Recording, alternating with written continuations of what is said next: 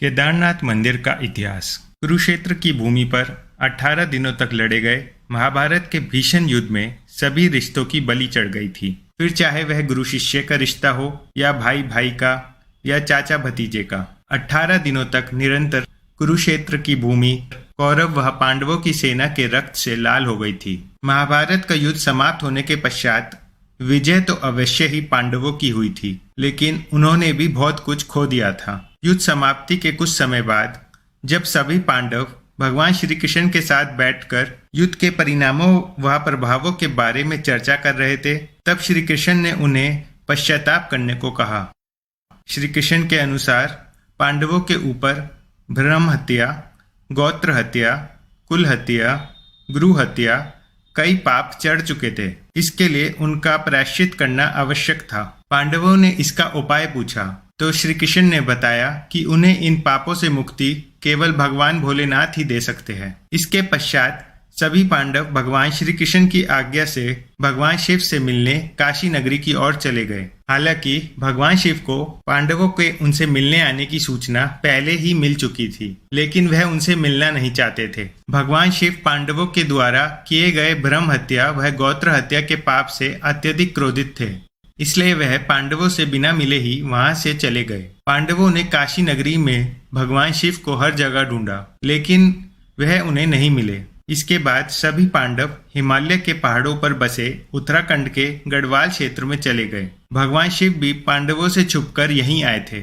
जब भगवान शिव ने पांडवों को अपने पीछे पीछे गढ़वाल क्षेत्र की ओर बढ़ते हुए देखा तो उन्होंने इसका एक उपाय निकाला। वहां पहाड़ों के बीच कई पशु घास के मैदान में चर रहे थे। भगवान शिव उन पशुओं के बीच में गए और बैल रूपी अवतार ले लिया ताकि पांडव उन्हें पहचान न पाए। गढ़वाल के पहाड़ों पर भी पांडवों ने भगवान शिव को हर जगह ढूंढा, लेकिन वह उन्हें नहीं मिले। अंत में महाबली भीम को एक उपाय सूझा और उसने अपना शरीर पहाड़ों से भी बड़ा कर लिया। उसने अपना एक पैर एक पहाड़ी पर और दूसरा पैर दूसरी पहाड़ी पर टिकाया और गहनता से महादेव को ढूंढने लगा। भीम के विशालकाय रूप को देखकर पहाड़ों के सभी पशुओं में हलचल पैदा हो गई और वह इधर उधर भागने लगे, लेकिन एक बैल अपनी जगह पर स्थिर खड़ा रहा।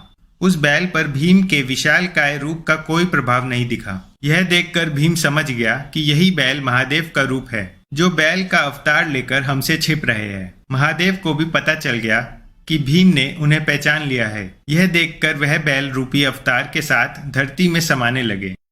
भगवान शिव के बैल अवतार को धरती में समाते देख भीम तेजी से उनकी ओर लपका और बैल की पीठ अपने हाथों से जकड़ ली।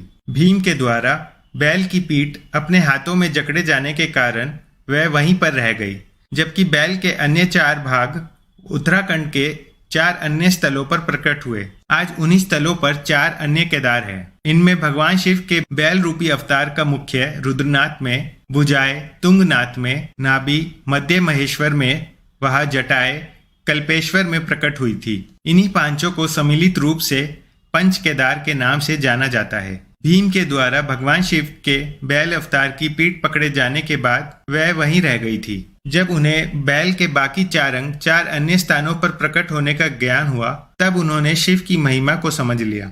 इसके बाद पांडवों के द्वारा ही इन 5 जगह पर शिवलिंग की स्थापना कर शिव मंदिरों को बनवाया गया। इससे भगवान शिव सभी पांडवों से अत्यधिक प्रसन्न हुए और उन्हें सभी पापों से मुक्त कर दिया। हालांकि इसके बाद पांडवों के पोते जन्मे जय ने केदारनाथ मंदिर के निर्माण को और आगे बढ़ाया और यहाँ आम लोगों को पूजा करने की अनुमति प्रदान की। इसलिए केदारनाथ मंदिर के निर्माण में जन्मे जय का भी योगदान था।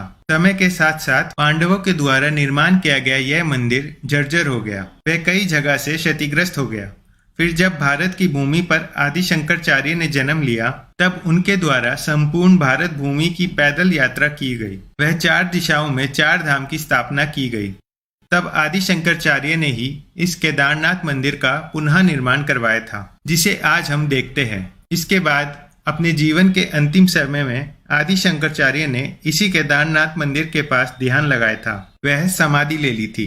उनकी समाधि आज भी केदारनाथ मंदिर के पास में ही स्थित है।